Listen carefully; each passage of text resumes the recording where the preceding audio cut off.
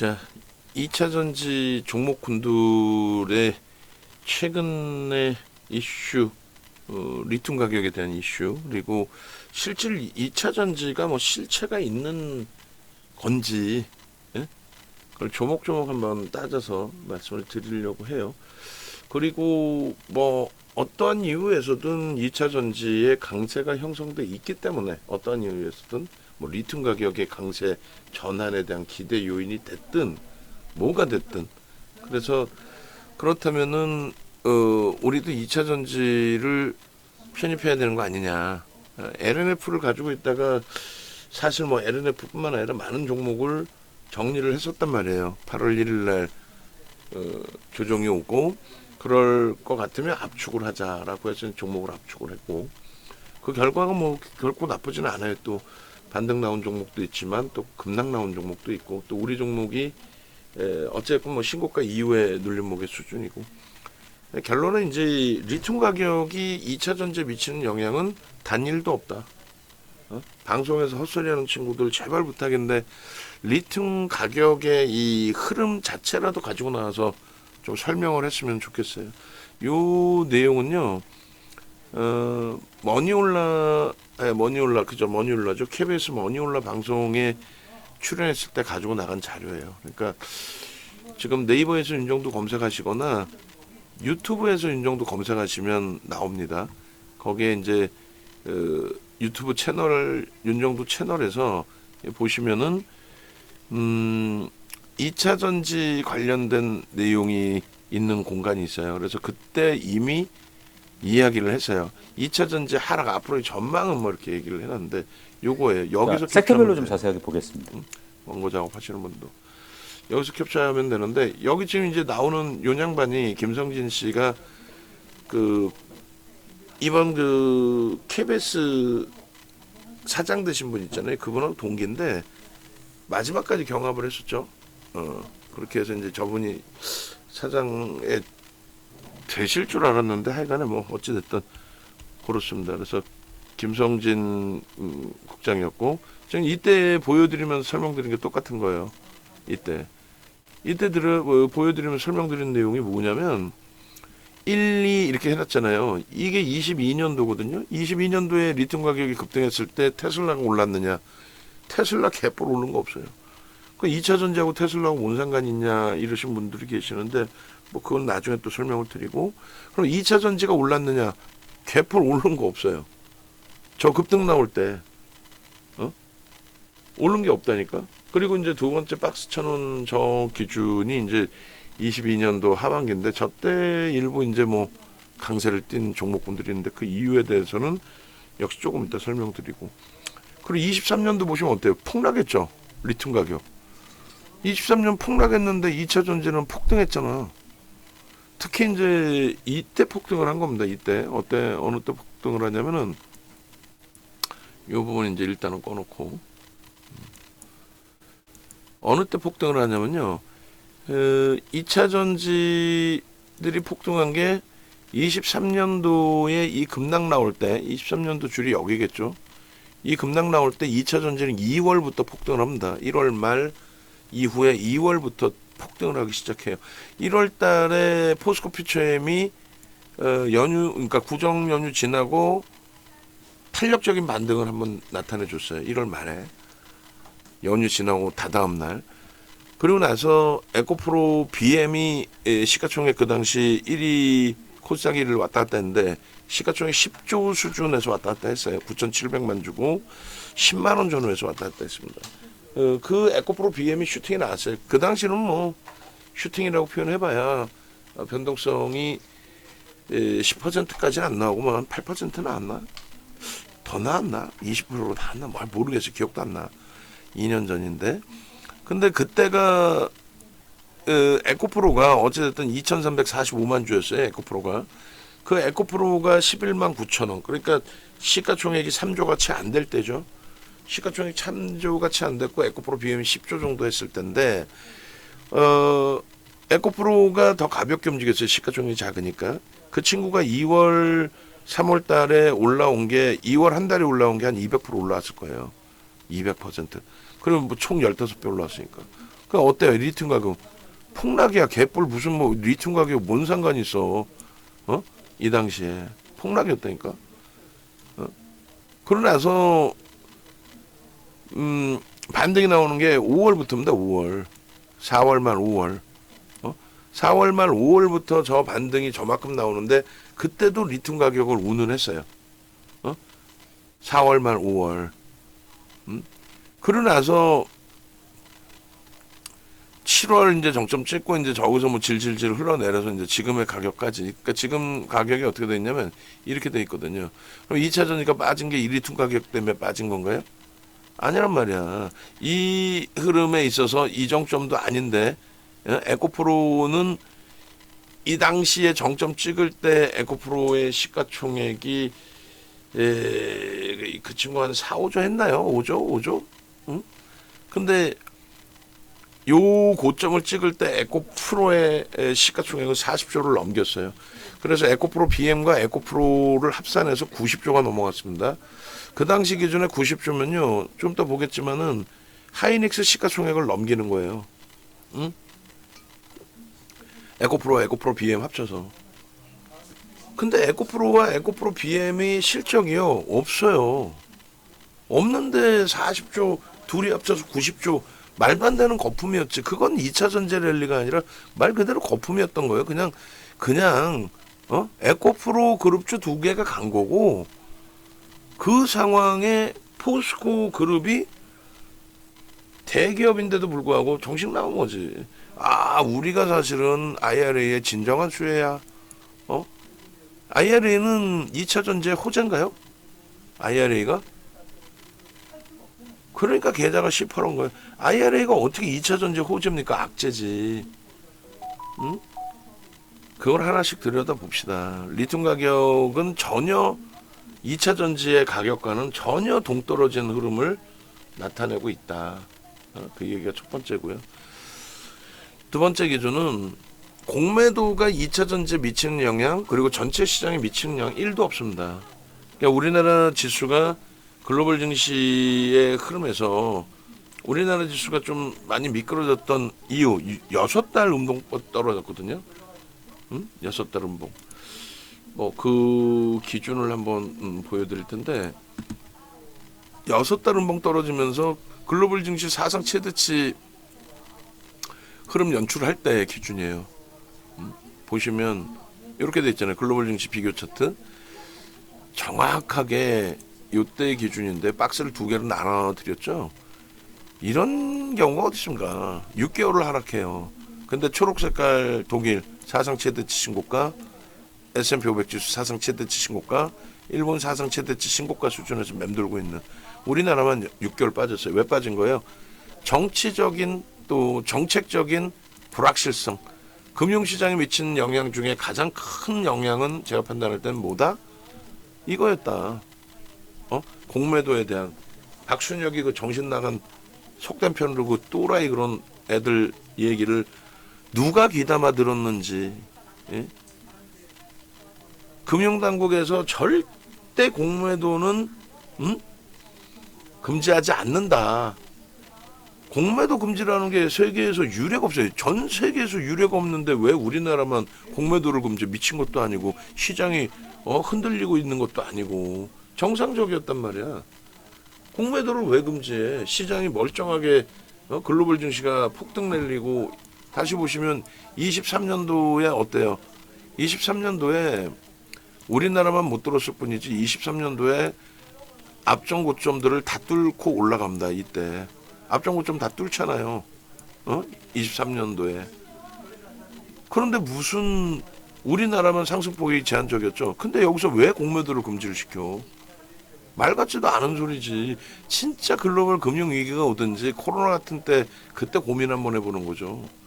코로나 때 급락 나왔을 때도 그때도 공매도 금지 안 했죠.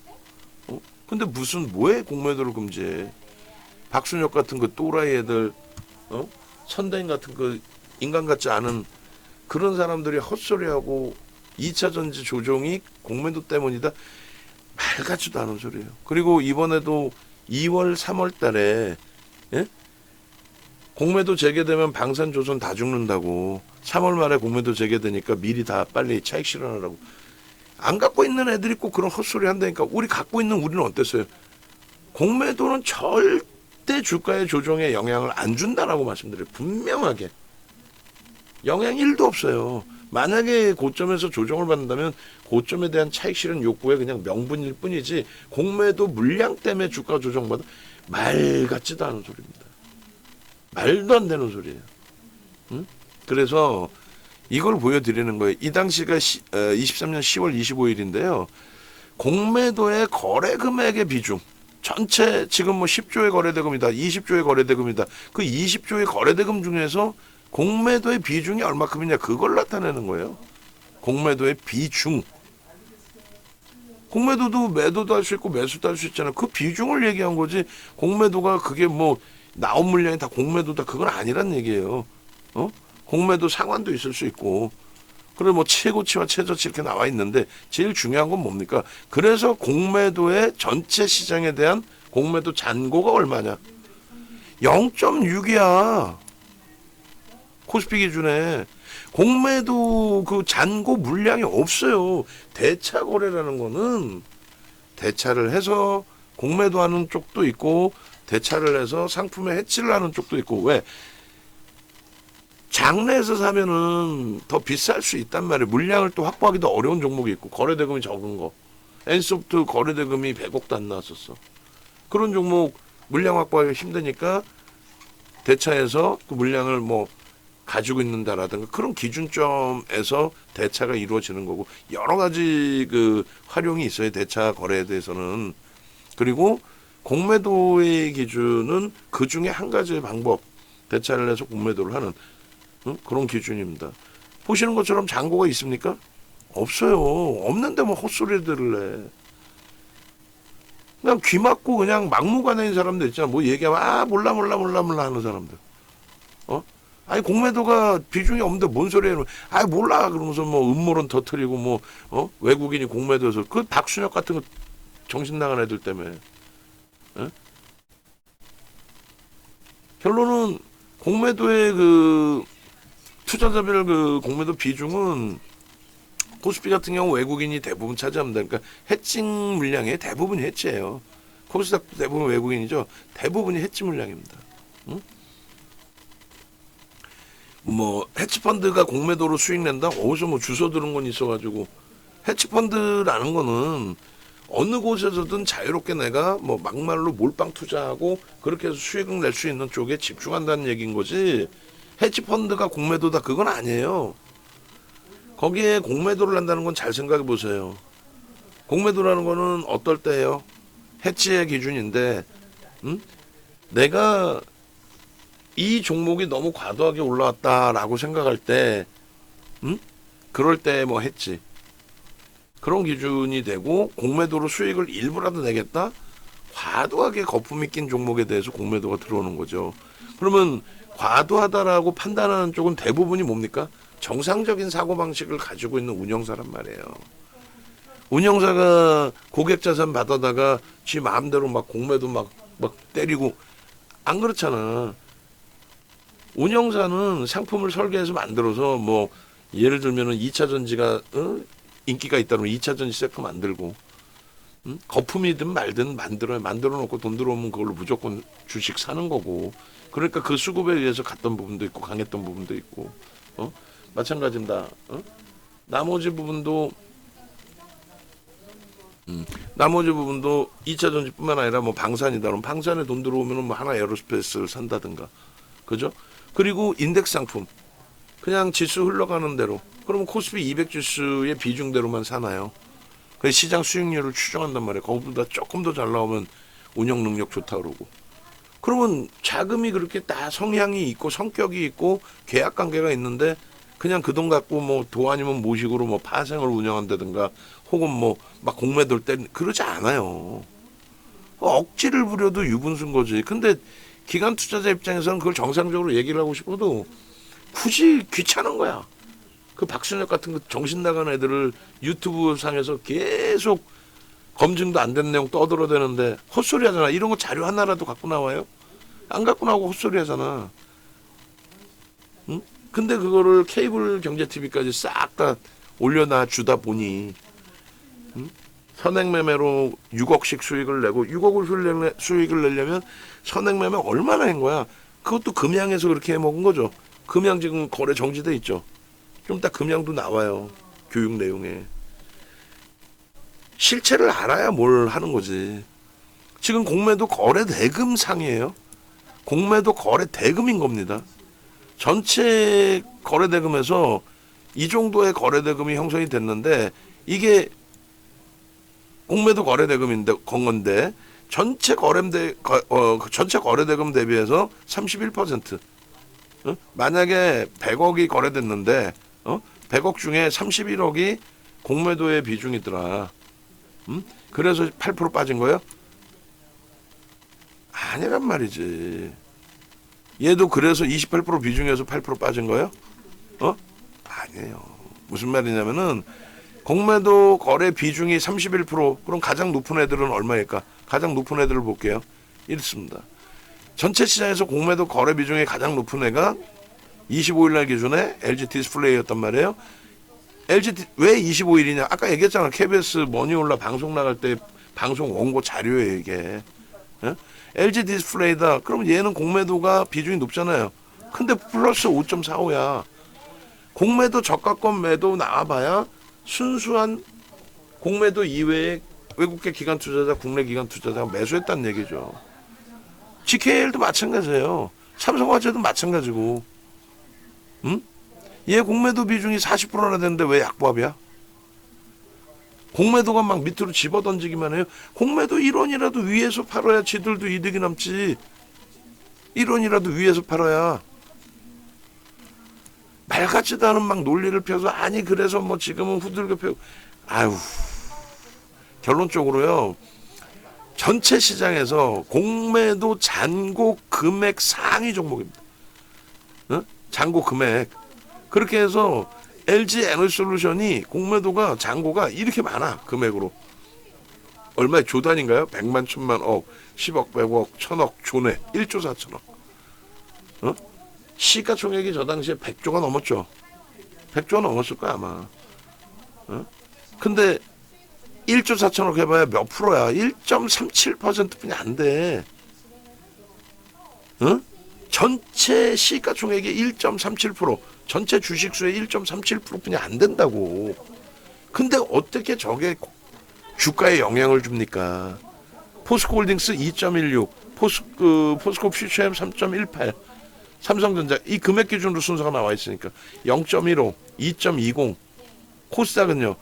에코프로 BM, LNF 이런 애들, 그 다음에 말 같지도 않은 회사 HLB 이런 애들만 많은 거야. 공매도 비중이. 일반적으로 1에서 3%예요. 일반적으로. 굉장히 특이한 케이스입니다. 그럼 에코프로가 공매도 때문에 무너졌느냐? 아니라니까. 아니라고요. 외국인 기관 개인 3명이서 매매하는 것도 아니고. 그죠?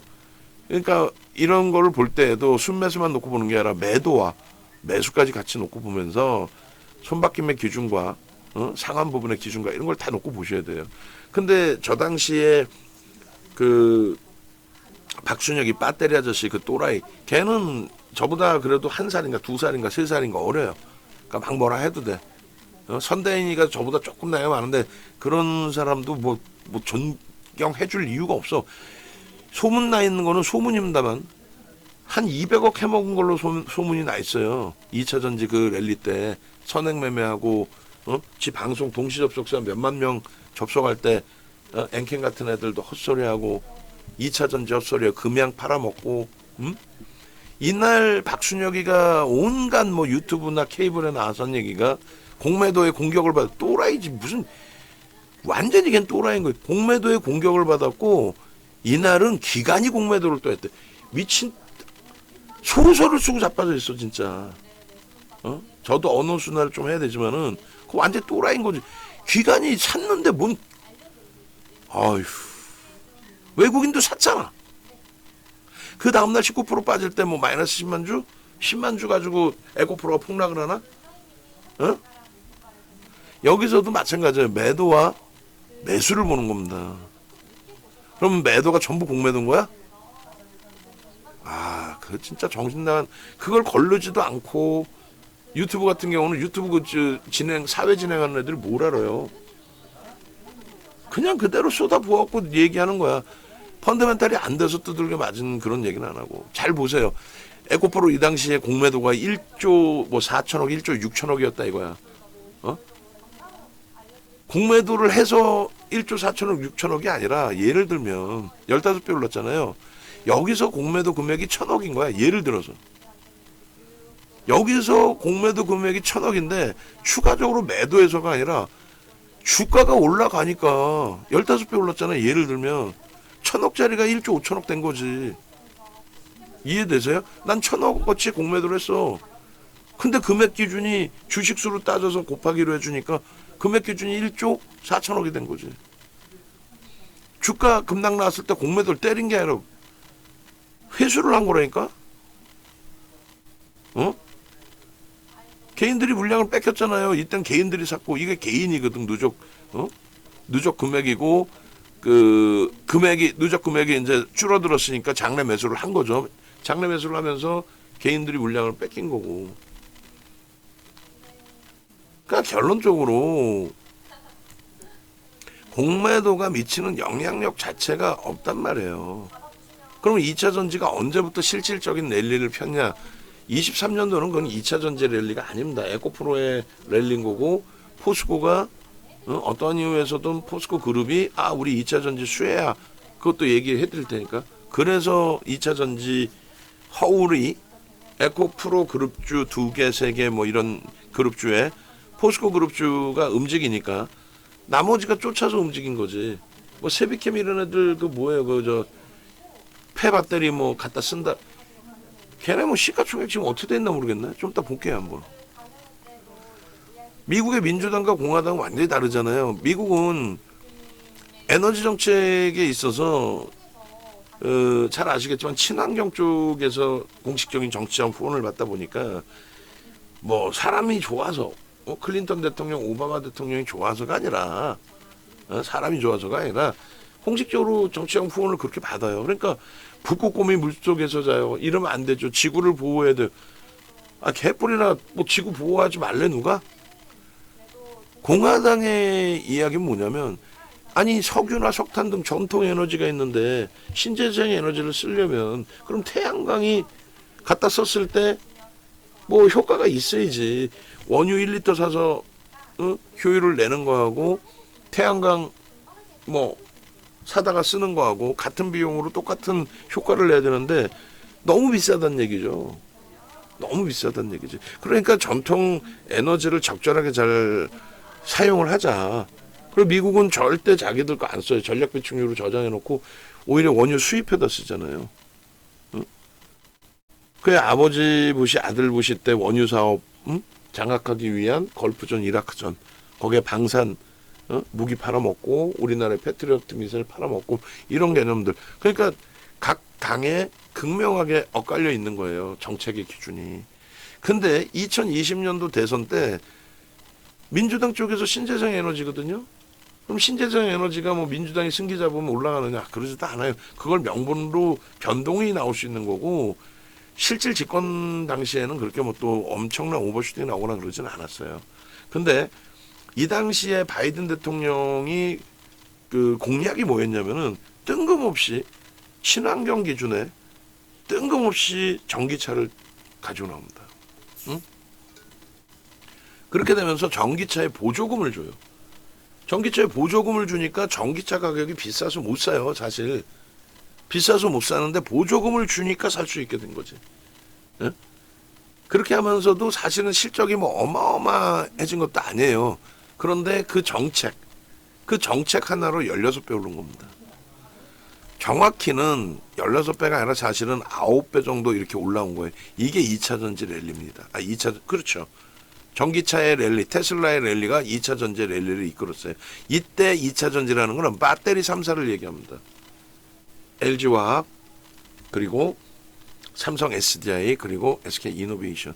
삼성 SDI가 전기차 배터리도 만들지만은 거의 뭐 의미 없는 수준이었고 IT 쪽에 배터리를 만드는 업체죠.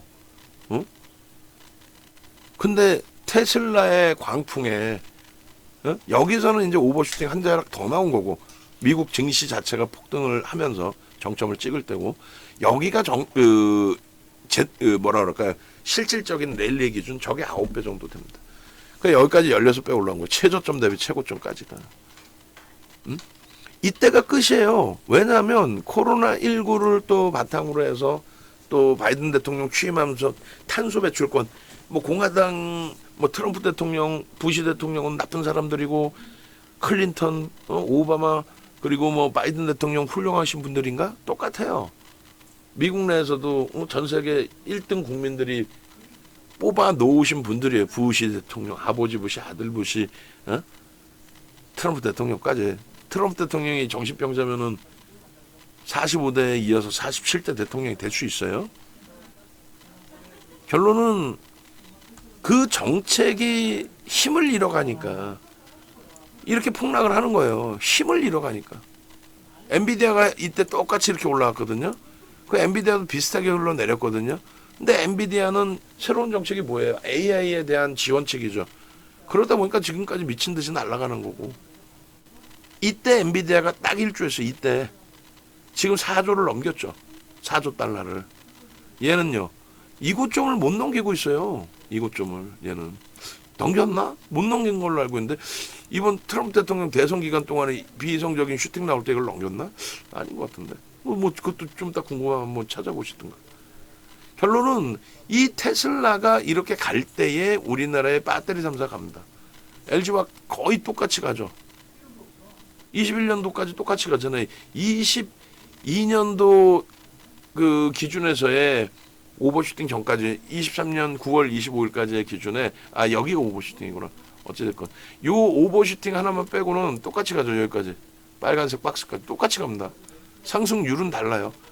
그리고 여기서 테슬라가 요 오버슈팅 나오는데 이거는 이제 미국이 더 강력한 신고가를 찍었을 때 기준입니다. 어찌됐건 그렇게 하고 75%는 조정받는데 여기가 2차 전지 다 끝난 거예요. 이제 여기까지입니다. 여기까지 사실상 똑같이 갑니다. 이때 LG화학이 시가총액 몇 위까지 올라요? 3위까지 올랐어요. LG엔솔 분할하기 전인데 시가총액 3위까지 올라옵니다. 그렇게 되면서 시가총액 3위까지 올라올 수준 그리고 SDI가 시가총액 5위까지 올라오는 정도 수준에 300%씩 올라오는데 이게 지금 보시면 이제 하나 에어로스페이스의 기준으로 해석해도 돼요. 하나 에어로스페이스도 국내 정책의 기준이잖아요. 방산에 대한. 근데 이때 정확히 보시면은 1년이에요. 딱 1년. 짧은 구간입니다. 사실은. 1년 동안에 이렇게 폭등 나온 이후에 조정 한번 받고 조정 깊게 받았죠. 얘는 시가총액 5조뿐이 안 했었거든요. 그러고 나서 이 저점일 때 5조잖아. 5조. 그러고 나서요. 이렇게 올라온 거야. 시가총액이 71조 이렇게 올라오면서 얘가 시가총액 3위까지 55조 얘가 한 5위까지 올라온 거예요. 지금 시가총액 5위가 45조 그리고 하나 에어로스페이스가 100만 원 넘길 때 50조 수준 이렇게 됐어요. 그죠? 시가총액 5위가 이 당시에 SDI가 시가총액 5위 LG화학이 3위까지 올라온 거예요. 이게 2차 전지 랠리예요. 이게 얘네들 이외에 뭐 2차 전지 애들이 뭐 에코프로나 이런 애들도 좀 오르긴 했지만 시가총액이 원체 작았고 그때는 그래서 윤정도한테 의미가 없었고 그리고 요게 LG에너지솔루션의 주봉 차트인데 잘 보시면 분명하게 얘는 이제 물적 분할했잖아요. 그럼 얘가 이제 실질적인 2차 전지인 거죠. LG화학이 아니라. 그리고 LG그룹은 바이든 대통령에게 진짜 뭐 큰 절뿐만 아니라 목마 태워갖고 다녀야 돼. 왜? LG화학의 시가총액이 3위? 말 같지도 않은 바이든 대통령 때문에 된 거 아니에요. 왜? 2차 그 테슬라 전기차에 대한 지원. 그렇게 되면서 2차 전지의 붐. 그래서 90년대 초반에 2차 전지 사업에 뛰어들었거든요. LG화학이. 그러니까 돈 벌었으면 주주하는 정책을 펴야 되는데 못된 짓거리 하는 거지. 그 당시만 해도 뭐 그게 통용이 됐으니까. 주주환원은 안 하고 대주주만 배치우는 거 아니에요. 그 돈 그대로 그냥 막 투자해버리는 거야. 그러면 개인 투자자들은 이렇게까지 장기 투자를 할 수는 없으니까. 그러니까 결론은 90년대 초반에 오바마 대통령이 뭐 기공식도 올 정도로 그러니까 미국 공장에 2차 전지 생산 라인을 만들고 그렇게 진행을 했는데 연간 단위로 단 한 번도 흑자를 내본 적이 없어요. 연간 단위로 단 한 번도 90년 이후에 단 한 번도 흑자는 내본 적이 없어요. 그래서 물적 분할 자체를 할 수가 없었던 거예요. 왜냐하면 물적 분할을 하는데 IPO를 했을 때 정상적인 기업들이 LG엔솔 지분을 받아가면은 문제가 될 수 있어요. 나중에 배임으로. 왜냐하면 적자인데 왜 받아와? 아무리 성장성이 좋아도. 바이든 대통령의 그 정책 하나 가지고 주가가 폭등이 나오면서 그리고 연간 단위 처음으로 흑자가 나오면서 물적 분할을 할 수 있었고 물적 분할 수요치액에 성공이 된 거죠. 물론 뭐 LG화학의 지분이 81%이긴 합니다만 유통 물량이 없어져야 안 빠져요. 중요한 거는 22년도 하반기에요. 22년 하반기에 얘가 갑자기 폭등이 나옵니다. 이 고점에서부터 폭락이 나오던 애가 폭등이 나와요. 왜 폭등이 나오는지에 대해서 고민을 해보셔야 돼요. 테슬라가 폭등이 나오면서 2차 전지가 폭등이 나왔잖아요. 근데 얘는 이 당시에 오히려 빠졌어. 이렇게 고점 대비 빠지고 이 저점 대비해서도 빠지고. 근데 얘는 폭등이죠. 폭등이에요. 저 70% 올라온 거예요. 시가총액 저 당시에 2위짜리가 70% 올라온다? 어? 시가총액 2위가 70% 올라온다? 그 상상을 초월하게 올라온 거지. 응? 그러면 왜 올라왔는지를 생각해야 될 거 아니에요. 이거 정확하게 설명할 수 있는 사람 우리나라에 단 한 명도 없다고 봐. 응? 왜 올랐어요? 리튬 가격이 올라서 올랐나? 어? 왜 올랐어? LG 엔솔의 LG화학이 갖고 있는 81%에 대한 보호회수가 풀렸어요. 그러면 그 물량이 장래에 절대 안 나오는 물량이라는 거 우리는 알고는 있지만 알고만 있는 거죠. 근데 지수의 산정 범위를 잡을 때는 그걸 유동 비율로 따집니다. 대주주의 지분이 유동 비율이 됩니다. 그래서 MSCI 지수에 당연히 편입돼 있을 거 아니에요. 근데 대주주의 지분이 보호회수가 풀리면서 유동 비율이 높아져요. 그럼 어떻게 되냐면 주식 비중을 늘립니다. 코스피 200 지수에서도 유동 비율이 높아졌기 때문에 코스피 200 지수의 비중을 늘려줘요. 왜냐하면 유동성이 없는 애들, 예를 들면 카카오페이는 유통 물량이 기존에 한 3%뿐이 안 됐거든요. 알리페이하고 대주주 다 빼고 나면.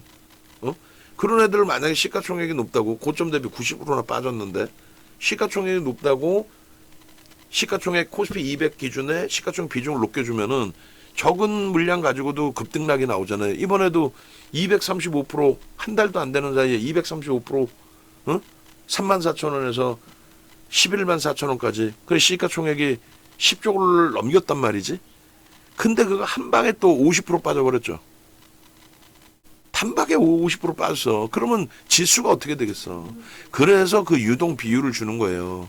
근데 LG엔솔 같은 경우에 LG화학이 81% 갖고 있는데 유동 비율 어찌됐건 보호회수 풀리면서 늘어났다. 그 두 가지입니다. 그래서 MSCI 지수에서 비중 늘어난 만큼의 외국계에서의 편입, 그리고 코스피 200 지수가 늘어난 만큼의 외국계와 국내 투자자, 기관 투자자들의 비중 편입. 왜? 인덱스 쪽에 똑같은 비중으로 가져가야 되니까. 농담하는 게 아니라 실질적인 내용이에요. 그래서 얘가 가니까 실적도 없을 때야. 얘가 가니까 나머지가 가는 거야. 나머지 애들이 뒷부분에 이제 그 움직임 만큼이 나올 건데.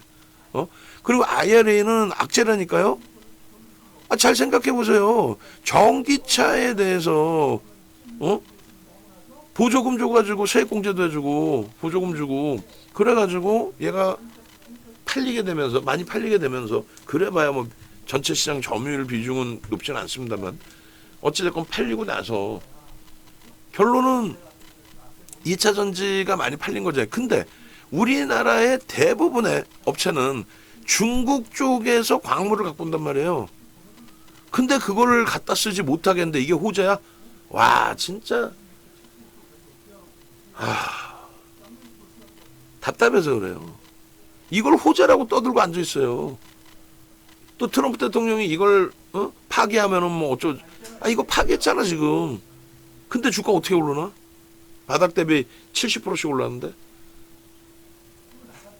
그냥 뭘 좀 생각해 볼 생각은 안 하고 무조건 아니야 배터리 아저씨가 맞아. 그러니까 계좌 시퍼놓고 금양 사가지고 깡통 나고 있는 거지. 어? 이게 어떻게 호재냐고. 윤정도 혼자 악재라고 악을 써서 그리고 맨 처음에는 악재로 작용이 됐어요. 그럼 왜 이거를 했느냐. 미국의 중간선거 기준에서 바이든 대통령이 보수의 표를 받아야 되는데 그러면 결국은 중국 때리기거든요. 야 중국 일로 와봐. 이것들이 확 그냥 막 그냥 야 중국하고 친하게 지내지 마. 이런 모습을 보여주면서 나는 강한 대통령이야. 표줘. 이런 거거든요. 농담이 아니라. 그래서 인플레이션 감축법에 이 기준에 중국산 광물을 쓰지 마라. 그거는 2차 전지 다 죽으란 얘기예요. 사실은. 근데 그게 둔갑이 돼서 뭐 중국산을 안 쓰면은 뭐 보조금 줄 거.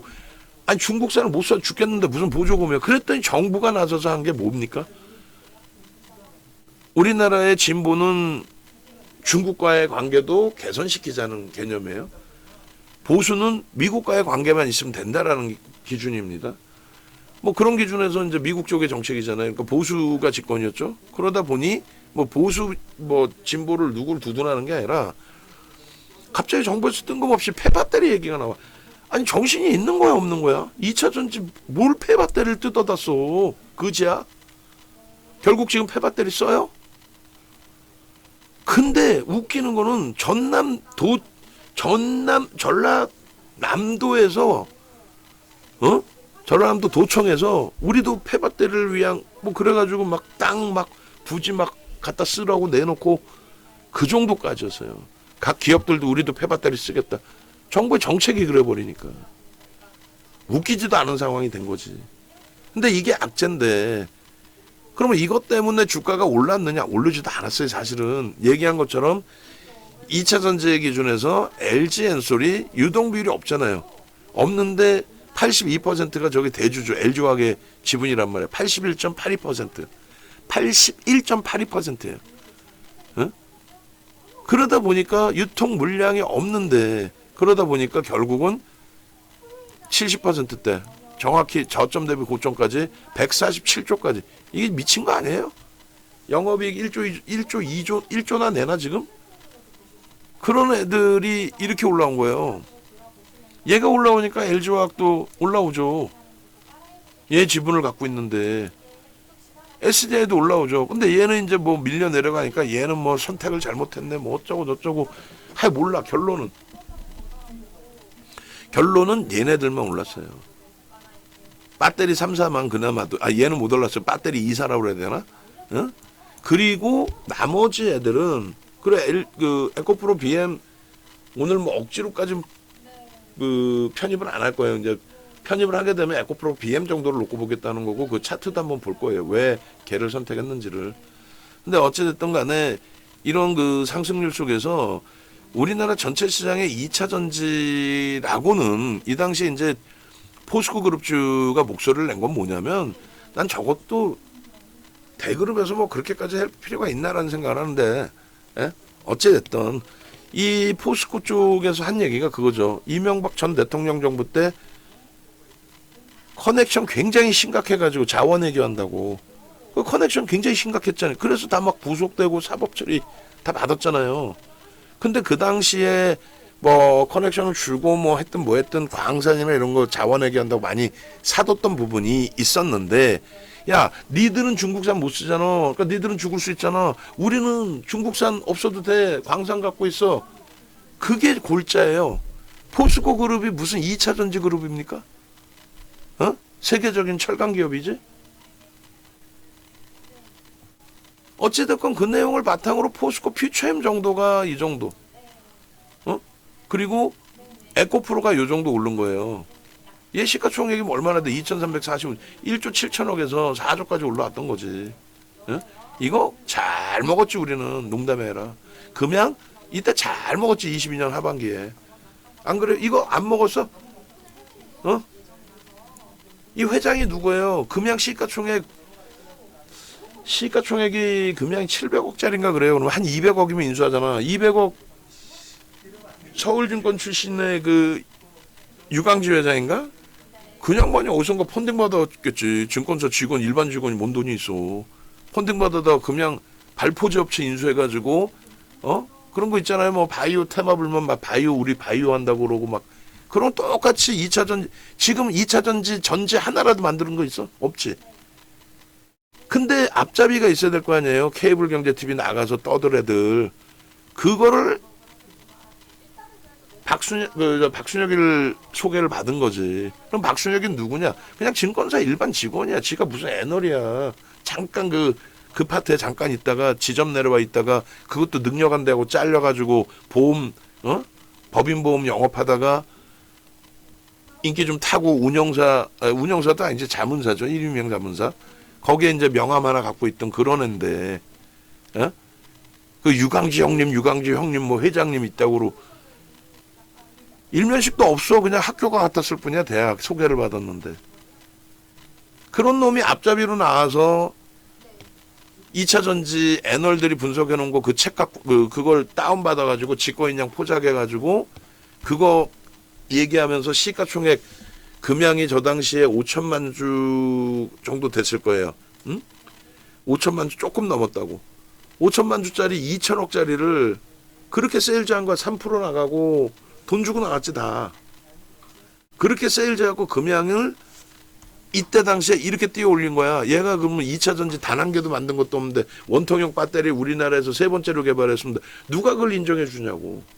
그거 가지고 저렇게 띄워놨잖아. 왜? 저 당시에 전환 물량이 12 전환 물량이 400만 주인가 있어요. 그 헐값에 한 거야. 전환 물량이 5천 원인가 뭐 이렇게 돼요. 저걸 주가를 저렇게까지 땡긴 거라고. 이게 2차 전지 랠린 거예요. 주가 조작한 거지. 그게 지금 거래 정지잖아. 저거를 2,600억짜리를 11조까지 땡겨. 11조. 얼마냐고. 그리고 지금 시가총액 얼마? 시가총액 문제는 거래 정지죠. 돈 다 빼먹고 회사 돈 다 빼먹고. 당장 지금 구속시켜야 돼. 그 박순혁이하고 그 누가 선대인까지 주가 조작하면 폐가망신 시킨다며 금양부터 해야지. 이 얘기는 윤정도 얘기뿐만 아니라 한겨레 신문에서 23년 초에 박순혁과 금양을 무지하게 깠어요. 근데 23년도 이때 미친 듯이 2차 전지에 허울을 쓰고 실질 배터리 3사가 아닌 이상한 애들이 날아가고 포스코에서도 포스코 인터내셔널, 포스코 DX 이런 애들이 이제 유통 물량이 작잖아요. 그런 애들이 뭐 속된 표현 미친 듯한 슈팅이 나오고 우리는요. 그 수익 다 잡아먹었으니까 이렇게 큰 소리 치지. 수익도 못 내고 이 얘기하면 헛소리 하는 거예요. 안 그래요? 수익도 못 내고 지금 이 얘기하면 배 아파서 헛소리 하는 것뿐이 안 돼. 최저점에서 잡아서 최고점에다 팔았으니까 얘기하는 거지. 펀더멘탈이 안 돼요 얘네가. 그리고 컨센서스도 안 나와. 에코프로는 증권사 전망치가 없다고. 응? 시가총액 둘이 합쳐서 90조까지 올라간 애가 영업이익 둘이 합쳐가지고 3천억도 안 나. 전망치가 3,600억 둘이 합쳐서 시가총액 90조짜리가 3,600억. 그 거품이 빠지는 과정이었는데 에코프로 그 당시에 153만 원 그걸 800 간다고. 그게 정신병자지. 그 박순혁 그게. 그래놓고 지는 다 헤쳐먹고 나왔잖아요. 응? 이게 상승률이에요. 23년도에 포스코홀딩스가 188%. 근데 포스코홀딩스가요. 와, 5개월 동안에 장내에서 개인들에게 27%를 팔았어요. 27%. 난 처음 봤어. 39년 주식하면서 극대용주에 대해서 27%를 때려 판다. 말이 됩니까 그게? 얼마나 거품이었으면. 포스코 퓨처엠 293%, 에코프로 BM 548%, 에코프로 1399%. 그리고 금양 미친 놈들이 나 잡아가지고 하고 슈팅 날린 거죠 걔네는. 그리고 나머지 애들 솔직히 뭐 코스모 그룹주들도 있고 코스모 신소재 뭐 그죠? 그 친구들의 랠리 등락률도 있지만 그냥 뭐 걔는 뭐 시가총액 조 단위로 끌어올려놨지만 그냥 뭐 시가총액도 안 되는 애들 그 랠리에 대해서는 뭐 얘기할 건 없고. 에코프로 BM을 57조, 에코프로를 41조, 합쳐서 98조. 하이닉스 시가총액을 넘겼어요. 이 거품이 이제 빠져나가는 건데 지금의 기준도 절대 싸다고 생각 안 해요. 그래서 23년 10월 달에 이런 차트를 보여드리면서 선 차트를 고점에서 꺾이면 이렇게 된다. 거품이 빠지면 조심해야 된다. 지금이라도 다 팔아야 된다. 그 얘기를 해준 거예요. 이때 주가가 64만 원이면은 지금으로 환산하면은 5로 이제 쪼갰잖아요. 5대 1로 5로 나눠주면은 17만 원 맞나요? 14만 원 얼마야? 14만 15만 원 몰라 해가네. 14만 원이 70만 원인가? 그럼 13만 원? 13만 원 65만 원이네. 지금 주가로 13만 원이야. 지금 에코프로 오늘 검색기에 떠서 변동 나오고 6% 나오는데 지금 얼마예요? 5만 원이야, 5만 원. 올라와서 6만 원이야. 저 때만 팔았어도 13만 원을 팔았어도 거래 대금이 줄었잖아, 확. 앞으로도 마찬가지. 모든 걸 볼 때 두산에너빌리티 어제 방송 1시간 했죠. 박성재 TV에서 1시간 동안 얘기한 게 뭐야? 거래가 확 줄었잖아. 끝. 뭐 그렇게 어려워? 응? 결론적으로 오늘 그리고 그 마감 동시효과에 문자 또 그 매매 따라하기방 문자 보내드려야죠. 안타깝지만 내일 또 갈 것 같지만 오늘 많이 밀린 애들도 많잖아요. 그러니까 뭐 그래도 지금 뭐 우리 종목도 그렇고 쭉 밀렸는데 그나마도 엔소프트가 안 밀렸어. 마감에 또 대체시장 거래에서 매도의 기준을 설정합니다. 그래서 지금 현재 22만 2천 원인데 딱 편입 단가 낮춰놓은 그 수준인데 마감 및 동시효과 기준에 마감 및 동시효과 기준 대체시장 기준 마감 동시효과 및 대체시장 기준 전략매도 기준 100% 매도 현금화. 그렇게 해서 내일 뭐 또 기회 잡으면 되죠. 좋은 종목군들이 과하게 밀린 그 상황이니까 뭐 카카오도 그렇고 오늘 장 끝나고 수급 보면은 대체적으로 수급은 좋은데 주가만 밀린 애들이 꽤 나올 것 같아요. 지금 뭐 어찌됐건 프로그램에서 다 매수가 들어오고 있는데 주가 밀린 애들이 지금 꽤 많거든요. 그죠? 그러면 뭐 오늘이든 내일이든 다시금 움직임이 나올 수 있는 그런 기준이 될 수 있을 걸로 저는 생각을 합니다. 그래서 일단은 어찌됐든 문자 발송을 해서 현금화한다. 그리고 저는 마감 동시효과에 매도를 하는 걸로 그렇게 기준을 잡겠습니다. 23년치의 그 종목별로의 컨센서스인데 저 당시에 10월 26일이네요. 그러면은 하이닉스가 제가 시가총액 2인 줄 알았는데 LG엔솔이 그 물적 분할에 해 있던 상황이군요. LG엔솔 하이닉스 90조에서 왔다 갔다 하는 그런 종목을 에코프로 비행과 에코프로가 저걸 넘겼어요. 속된 표현은 진짜 미친 장이었지. 그 수익을 못 내는 것도 바본 거고. 그냥 뭐 양봉으로 계속 거래 터트리고 거래대금 하루에 얼마 터졌어요. 정점 찍을 때 포스코홀딩스가 8조 터졌습니다. 8조. 최근에 시장 어려울 때 거래대금 5조까지 내려왔거든요. 전체 시장이 5조까지 거래대금이 5조뿐이 안 나왔어. 포스코홀딩스 하나가 8조를 터뜨리고 윗꼬리 달고 음봉이야. 그럼 그거는 기술적으로 끝난 거잖아요. 우리나라 역사상 8조 거래대금 터진 거는 삼성전자 하나. 21년 1월 11일 날 시장 44조 터진 날. 그런 없었어요. 역대. 삼성전자조차도 8조 터지고 그 다음 제일 많이 터진 게 3조 원대예요. 근데 포스코홀딩스가 얼마? 8조. 에코프로 BM이 5조. 에코프로가 4조. 하루 거래대금이. 그리고 꼬리 음봉이야. 끝난 거지. 뭘 그렇게. 우리 기술적으로 지금 두산에너빌리티나 하나에어로스페이스 정리했잖아요. 고점을 뚫어도 시장 수익률 넘기기 힘들다고 보는 거예요. 펀드멘탈이 안 되면. 이게 말이 되는 거예요. 이게 지금 포스코 퓨처엠, 에코프로 BM, 에코프로 실적 보세요. 그나마 포스코홀딩스는 철강주니까 저 실적이 나오는 거고. 그리고 철강 업체 평균 PER이 5배였어, 5배. 36조도 10배야, 10배 지금. 저 당시 기준에. 에코프로 BM 저거 전망치가 저거 그렇지 저거 다 개판 났잖아요, 지금. 응? 그래서 결론은 2차 전지는 이렇게 막연히 들어가서는 안 된다. 무서운 거다. 죽을 수 있다. 그리고 오늘 에코프로 BM 안 따라붙은 게 다행인 거지. 눌리면 꼭 산다면 얘를 살 건데 왜 그러냐면 지금 현재 에코프로 BM의 누적 수급이요 3%가 넘더라고 지금.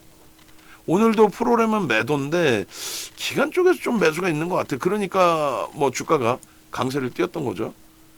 보시면 주봉의 기준에서 개인 누적 수급이 꽤 많아요. 1월 이후로 이렇게 보시면 누적 수급이 꽤 많아요. 이게 3.5%더라고. 퍼센테이지로 놓고 봐야 된다라고 말씀드렸죠. 그리고 변형형의 기준에 요 밑에 요 몸통이라고 그랬잖아요. 아래 꼬리는 장악형 뜨고 장악 확인형인데 거래만 터진 게 아니라 수급이 들어왔어. 그럼 우리 논리대로만 한다면요. 윤정도 논리대로만 한다면 이 수급 범위 이거에 굉장히 중요성을 둡니다. 이 당시의 고점을 얘가 이 당시에 이런 고점들을 넘겼다는 거야. 넘겼다는 거야. 얼마나 훌륭해. 주가가 넘겼는데 지금 종가로는 못 넘기고 있잖아요. 근데 수급은요 더 들어왔다라는 얘기잖아. 그럼 저거 1차적으로는 저 논리 하나만 가지고도 돌파될 수 있는 위치다. 그 얘기를 하는 거고. 거래량 거래대금의 기준도 주봉 기준에서 지금 더 터져야 돼요. 전거래 지난주 대비해서 더 터져야 돼. 이거 갖고 되겠어? 이거 가지고 안 돼. 하루에 5조까지 터지네요. 얘가 거래 대금이. 지금 기껏 해봐야 3천억 가지고 되겠어? 더 터져야 된다고. 주봉의 기준에 저수급이 3.5%면요. 매수 평균 단가가 10만 원 수준이에요. 그럼 30% 올라왔죠. 그러면 우리의 기준하고 부합해요. 2.5%의 매집, 2.5% 이상의 매집이 들어오면은 시가총액 1조 이상짜리. 근데 얘는 벌써 13조짜리잖아요. 그러면 30%는 들어 올려야 된다라는 게 윤정도 주장이에요. 매집에 대한 변동성의 기준점. 그게 도서자료에 다 들어가 있죠. 도서자료에 다 들어가 있잖아요. 2008년도 도서자료. 주봉. 그럼 그 도서자료의 매집에 대한 도서자료의 기준을 볼까요? 엔소프트, 뭐 두산 에너빌리티, 뭐 카카오 다 마찬가지 기준이 되는데 카카오 한번 볼까요? 카카오도 지금 하나 오션도 그렇고 속된 편으로 미친 듯이 지금 들어와 있어. 그렇게 해서 이 친구가 이런 매집이 돼 있다. 2008년도 도서입니다 이게. 매집이 돼 있으면 이렇게 매집 규모 2.5 대비해서 이렇게까지 들어 올려야 된다. 30%. 그런 기준의 목표 주가 설정을 한다. 뭐 이런 내용입니다. 그러면 얘 마찬가지예요. 지금 이제 카카오도 63,500원 매수 사인을 냈고 저점 돌릴 때 지금 이제 다시 돌려서 12분 남았는데 제가 볼 때는 뭐 강보합, 보합, 강보합. 그리고 대체 시장에서는 더 움직일 수 있어요. 지금 50만 주 들어왔어 프로그램만. 그나마 에코프로 BM의 이 추이가 그나마 전체 2차 전지에서 에코프로하고 포스코 퓨처엠 정도의 수급 범위가 그나마.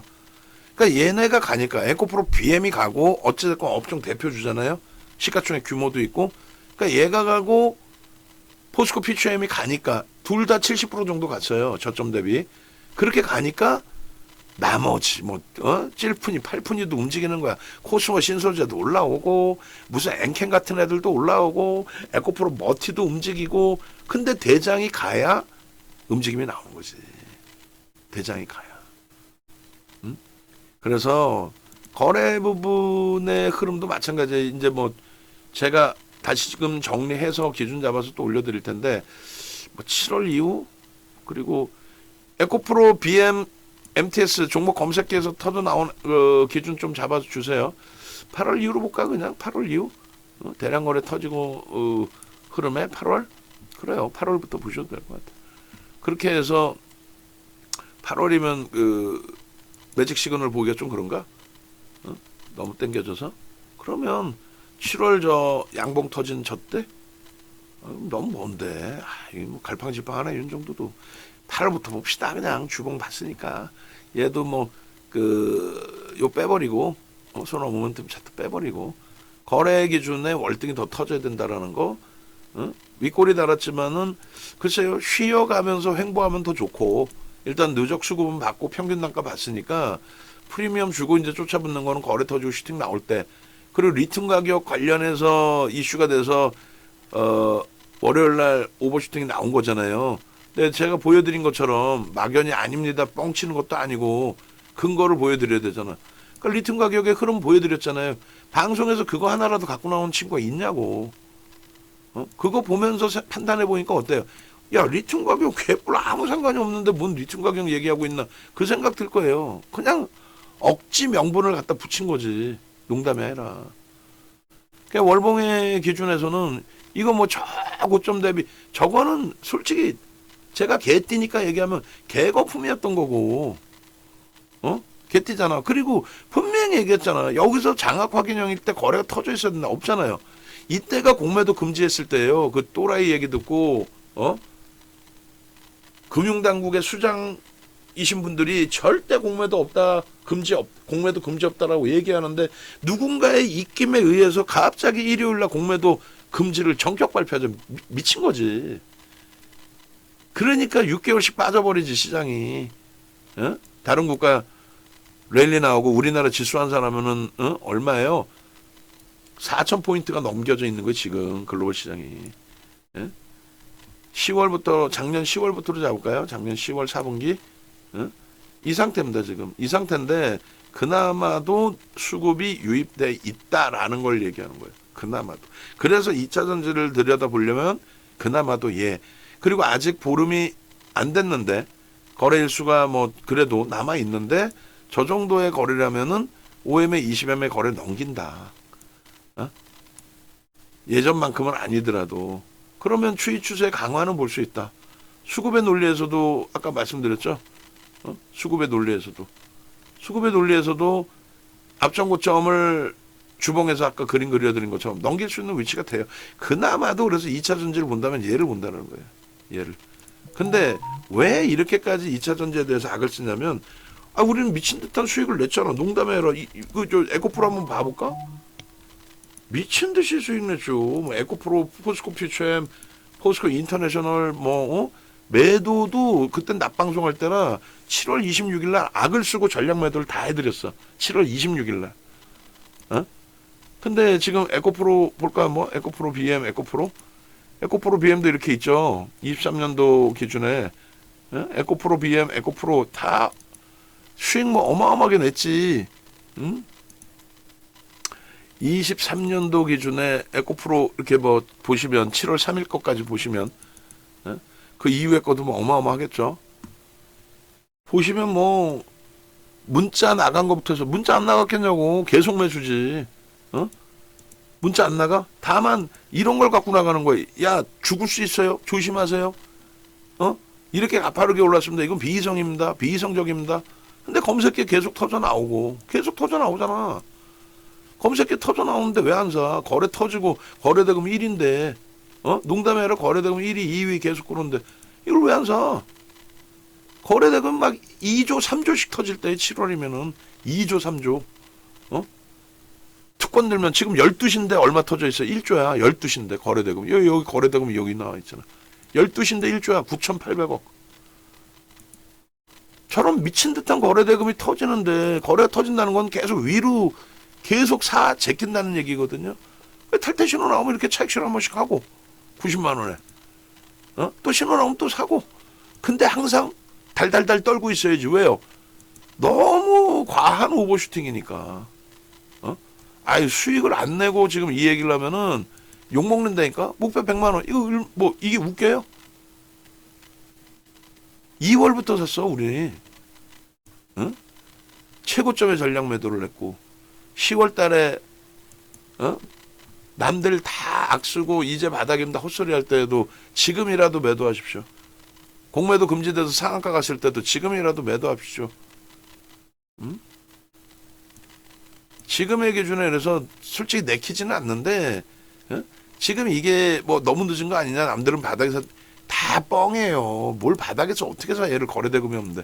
이 거래대금이 없는데 바닥에 산다고? 그런 애들은요 벌써 이미 이 앞전에서 대바닥이라고 수십 번을 산 애들이야. 어? 여기서 거래대금이 터진 날은 요날뿐이 없잖아. 이런 날 진정성을 가지고 따라붙을 수 있을까? 그게 안 됐다는 거지. 지금은 누적적으로 3.5%인 거지. 이럴 땐 1% 들어온 거야. 이럴 때 2% 들어왔고. 근데 그거를 어떻게 믿어? 2% 딸랑 들어온 걸 하루에도 때릴 수 있지. 응? 결론은 지금도 안 늦었어요. 얘가 진짜 강한 애라면 늦은 게 아니야. 그리고 지금의 수급의 성향이 이게 공매 대차일지 확신할 수가 없어요. 순수한 매수일지. 아까 보셨잖아. 공매도가 얼마? 지금 뭐 23년 10월 거만 보여드렸는데 어제 거까지 월요일 11일 어제 거까지의 기준에도 똑같습니다. 공매도의 비중 얼마 안 되죠. 얼마 안 되는데 그 박순혁 같은 헛소리하는 놈 때문에.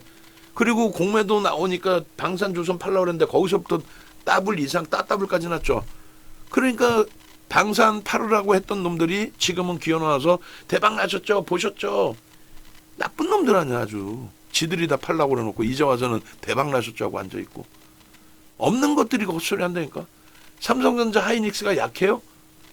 하이닉스 사상 최대치 신고가 30만원 25만원 넘겨서 30만원 아니야. 더 가야 돼. 응? 그리고 공매도 지금 잔고 금액의 상위가 LG엔솔 1%고 그 다음에 한미반도체 우리가 공략해서 19만원까지 올라가는 과정에 차익 실현 잘하고 나온 우리 4만원에 들어갔었죠. 장기간 얘를 주력주로 넣어놨었잖아요. 5%씩. 박순혁이 선대인 또라이들 얘 팔라고 그래가지고 한미반도체 소송당하고 무릎 꿇고 빌었을 걸 걔네들. 어? 2차 전지가 우리나라를 매개 살리는 헛소리하고 앉아있고. 공매도 비중이 에코프로 비행과 에코프로가 여전히 높아요. 그래서 지금 3.5% 들어온 게 공매대차 상환인지 정확히 몰라요. 그거는 수치상으로 나온 거는 추정치인 거고, 그리고 공매도의 기준상 어쩔 수 없는 부분이 많단 말이야. 뭐 우리나라가 어쩌고 저쩌고 뭐 금액을 어떻게 주고 뭐 계속 연장할 수 있고 몇몇 불편하고 잘못된 내용도 있겠지만, 대차 거래에 있어서 개인 대 개인 간의 거래인데, 물론 법인이 거래할 수도 있겠지만요, 서로 간의 거래를 그거를 다 신고해야 되고 다 오픈해야 되고 그건 아니거든. 그러니까 선진시장에 편입이 안 되는 거고 문제가 되는 거고 외국인 자금이 빠져나가면서 시장이 휘청되는 거고 그런 거예요. 결론, 에코프로 BM 정도가 아까 쭉 뒤져보니 얘가 그나마도 수급이라도 저게 뭐 대차 상환이 됐든 뭐가 됐든 3.5%라서 신뢰하기는 좀 어렵습니다만 그나마도 들어와 있다. 펀더멘탈은요, 이 개판이지. 이게 뭔 에코프로 BM 전년 대비해서 뭐 영업이익이 뭐 전기 대비인가요? 영업이익이 뭐 2000% 증가했고, 아까 NC소프트에서 얘기했죠. 무슨 58억 5조짜리 업체에 58억 영업이익인데 전망치가 150억 나왔다고 어닝 서프라이즈. 그게 어떻게 어닝 서프라이즈가 될 수 있어? 어? 얘도 마찬가지. 시가총액이 지금 13조예요. 아무리 성장주여도 13조짜리 이 실적이 뭡니까 이게? 어? 1000억. 아까 그 실적 전망치 어마어마했죠. 지금은요. 에코프로 BM 그 기본 PPT 만들어 주세요. 그래갖고 PPT 이 컨센서스하고 다. 응? 그리고 이 컨센서스를 에코프로 BM은 그나마도 사업이 있기 때문에 그나마도 이렇게 여러 군데 그 전망치가 나와요. 에코프로는 컨센서스 자체도 없어. 에코프로는 컨센서스 내놓지를 않아. 얘가 주가가 간다라는 것도 웃기는 거야. 그냥 수급 논리뿐이 안 돼요. 지주사 성격인데 얘가 뭐가 있어. 전망치가 없으니 실적 전망이 아예 없는 거지. 이런 게 많아요. 우리가 그 검색기에 떠서 뭐 따블났네 이런 페트론 같은 애들 시가총액 5위 안에 들어와 있죠. 얘네들 전망치가 없어요. 전망치가. 알테오젠 시가총액 1위죠. 걔를 뭐 거품 물고 찬양하는 애들 있죠. 우리도 얘 들어가서 작년 하반기에 대박 냈잖아. 20만 원 이하에서 18만 원이에요. 16만 원이에요. 거기서 들어가서 40만 원대에서 다 털고 나왔잖아. 전망치가 있어요. 시가총액 1인데 세 군데뿐이 안 나와. 이런 거를 방송 나와서 지금 아니 증권사 전망치도 없는 애를 뭘 어떻게 얘를 기업 분석을 하고 갖고 나와서 헛소리를 하는지 나는 존경스러워. 그 뻔뻔함이 또 존경스럽고. 결국은 얘는 펀더멘탈이 아니라 기술적 분석뿐이 할 수 없어요. 그리고 이런 애들을 더 들여다보고 금융당국이 얘네들 전환사채 누가 받아갔는지 이 장대몽 떨어질 때 시장 영향 아니거든 저게. 400만 주 200만 주인가 200만 주 4천억에 먹었죠. 200만 주 4천억에 먹었잖아. 내용도 없이 세일즈 잘해서 자금 들어오게끔 해놓고 아쉽지만 엔소프트 매도 합니다. 메타방 기준에서. 안타깝지만 뭐 어쩔 수 없잖아요. 그렇게 해서 내일 다시 기준을 잡고 그나마 뭐 다행스러운 게 종목군들 별로의 차이가 있겠습니다만 우리가 보고 있는 종목은 다들 고점 대비 많이 밀렸단 말이에요. 그죠? 많이 미끄러졌단 말이야. 근데 NC소프트는 그나마 개장 초에 이제 좀 미끄러지긴 했지만 돌렸고 방어를 했고 수급도 들어왔고 그리고 이제 더 이상의 수급은 얘는 안 들어온 상태고 나머지 쪽에 이제 수급은 들어왔는데 밀린 종목도 많고 그래서 제가 판단할 때는 이제 에코프로 BM은 수급만 이제 잘라놓으면 될 것 같고요. 2차 전지라고 하는 쪽의 기준에서는 뭐 코스모 신소재 막말로 이거 장님 통나무 만지고 뭐라 그래 그거 뭐 코끼리 코 만지고 뭐 통나무라 그러나 진짜 이거는 그냥 뭐 전망하는 회사도 증권사도 몇 개 없어. 그러니까 전망하는 회사가 별로 증권사가 별로 없다고 얘가 나쁘다는 게 아니라 내용을 알 수가 없는데 얘에 대해서 애널리스트들 저 써놓은 내용들 뭐 존중은 하지만 대부분 보면 경험이 적은 신입 위주로 한단 말이에요. 비중이 좀 크고 높고 뭐 삼성전자나 이런 쪽은 뭐 센터장님들이 보통 하시고 그러니까 한미반도체 같은 경우 40대 여자였잖아요.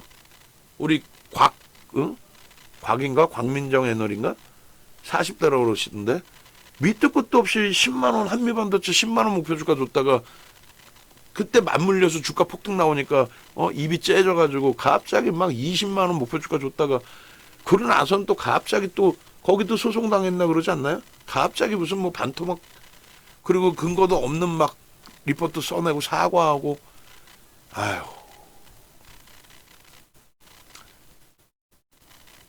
하여간에 이 코스모 신소재도 하루에 뭐 1% 이상의 수급이 들어오면서 슈팅이 나왔었고 8월 6일 날 8월 5일 날 들어갈지 여부를 갈등하다가 이제 뭐 안 들어가긴 했는데 뭐 아쉽죠. 어제 폭등이 나오니까. 근데 뭐 어제 기준에서는 뭐 리튬 관련한 이슈로 다 들어올리긴 했는데 다시금 뭐 보여드리고 말씀드리고 하면 리튬 관련해서 실질적인 내용이 있어요, 없어요?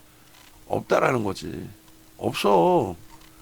리튬 가격하고 지금 2차 전지 주가하고 전혀 별개로 움직이는데 무슨 뭐 촉을 뭐라 그럴 거야? 응? 리튬 가격이 급등할 때 올랐냐고. 23년도에 폭등이었잖아요. 테슬라도 리튬 가격에 영향을 안 받아. 거기는 2차 전지가 아니잖아요. 오케이, 알았어. 그러면 2차 전지 업체들은 전혀. 에코프로 BM입니다.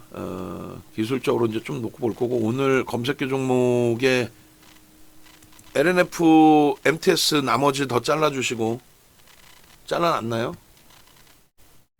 그리고 에코프로 BM, MTS 최근 거 몇 개 잘라주시고 그렇게 해서 검색기 쪽의 기준에 에코프로 BM과 에코프로와 그리고 LNF 누적적인 거 누적 MTS 다 보강을 해가지고 2차전지 그리고 검색기 위주로 좀 갈 겁니다. 그리고 거기에 이제 엔소프트 그리고 그렇게 뭐 카카오 그렇게 갈게요. 그렇게 해서 여러분들도 뭐 2차 전지가 무조건 안 된다 아니다라는 건 아니에요. 다만 기술적으로만 들여다보는 거지. 어? 아니 천하의 포스코 퓨처엠도 실적이 없잖아. 시가총액 14조면 뭐합니까? 실적이 뒷받침이 안 되는데. 천하의 포스코 퓨처엠도.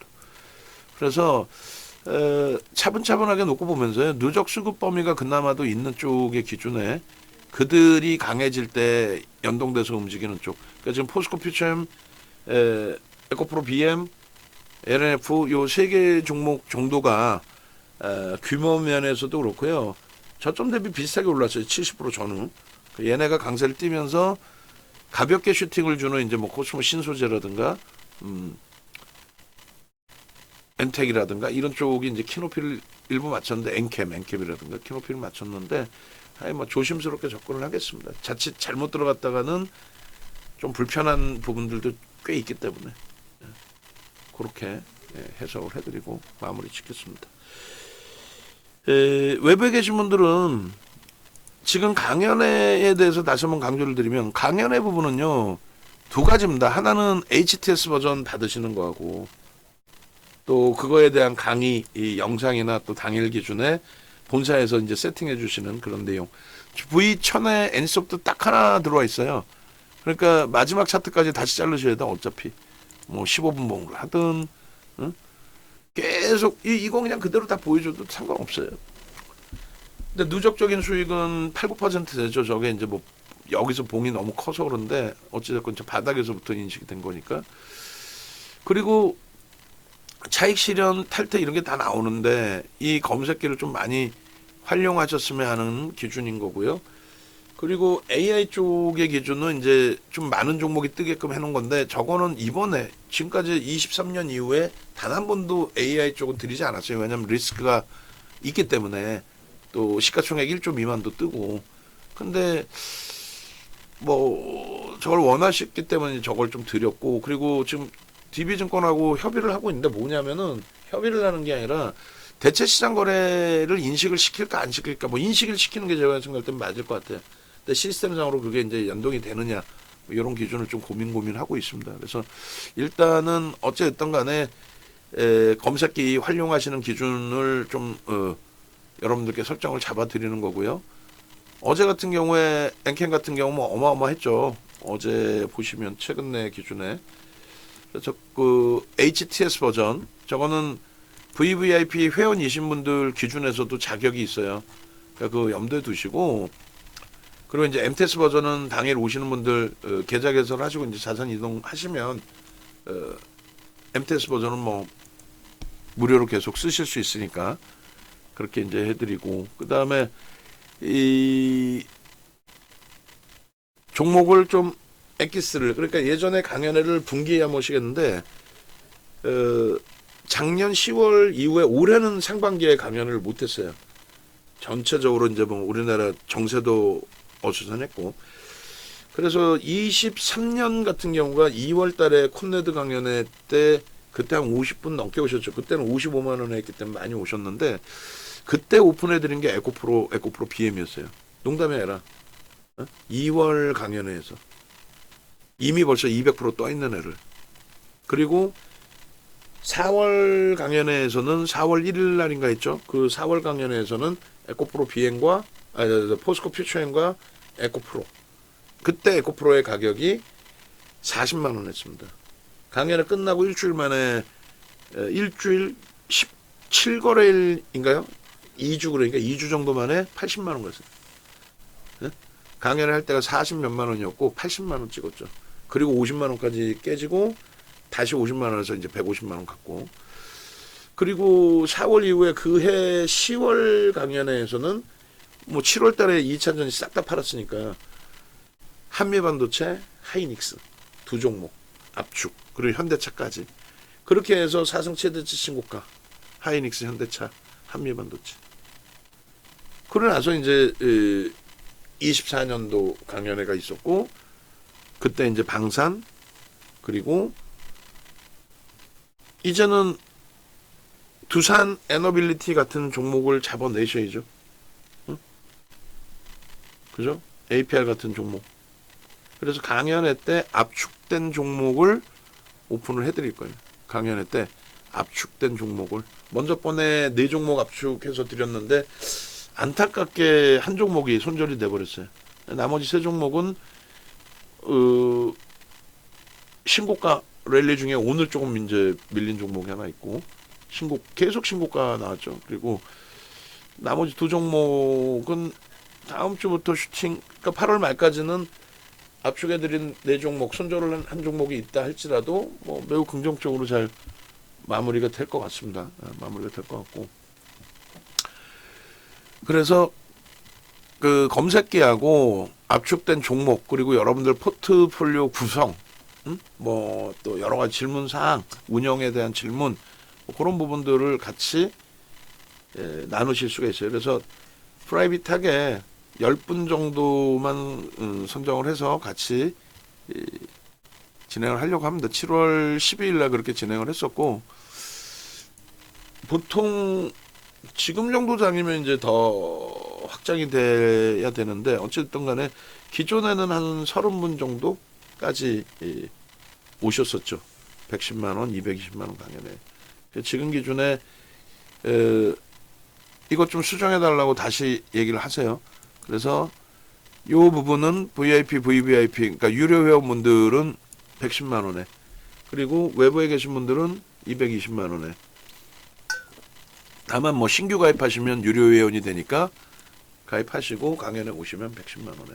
그렇게 해서 HTS 버전 교육도 받으시고 MTS 교육도 받으시고 동영상 받으시고 포트폴리오 구성하시고 강연에는 무조건 오시는 게 유리하다라는 쪽을 말씀드립니다. 그리고 VIP 방이 있고 VVIP 방이 있는데 제발 좀 부탁인데 VIP 방에 뭐 3+2를 하실 것 같으면 VVIP 방에 1개월만 오세요. 1개월만. 응? 그렇게 해서 VVIP 방 하시는 게 낫죠. 그렇게 해서 수익 내시는 게 낫죠. 그죠? 영상 올려드리겠습니다.